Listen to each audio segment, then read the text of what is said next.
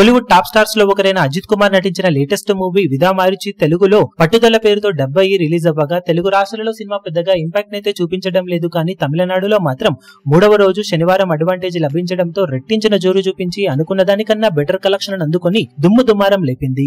Box office దగ్గర expectations ను మించిపోయింది ఈ సినిమా. తమిళనాడులో సినిమా బాక్సాఫీస్ దగ్గర 10-12 కోట్ల వరకు గ్రాస్ అందుకోవచ్చు అనుకుంటే ఆ మార్జిన్ కూడా దాటేసి 13 కోట్లకు పైగా గ్రాస్ మార్క్ అందుకొని దుమ్ము దులిపేయగా ఓవర్సీస్ లో $1 మిలియన్ కి పైగా వసూలను అందుకొని సెన్సేషన్ ను క్రియేట్ చేసింది ఈ సినిమా. ఓవరాల్ గా తెలుగు రాష్ట్రాలలో మూడవ రోజు 21 లక్షల వరకు షేర్ అందుకోగా 3 రోజుల్లో తెలుగు రాష్ట్రాలలో 77 లక్షల దాకా షేర్ ను 1.65 కోట్ల రేంజ్ లో గ్రాస్ ను వసూలు చేసింది. 3 కోట్ల వాల్యూ టార్గెట్ కి గాను ఇంకా 2.23 కోట్ల వరకు షేర్ అందుకోవాల్సిన అవసరం ఉంది. ఇక మూడవ రోజు ఓల్డ్ సినిమా 14.10 కోట్ల దాకా షేర్ ను 28.75 కోట్ల రేంజ్ లో గ్రాస్ ను వసూలు చేసి ఫెంటాస్టిక్ జోరును చూపించడం విశేషం.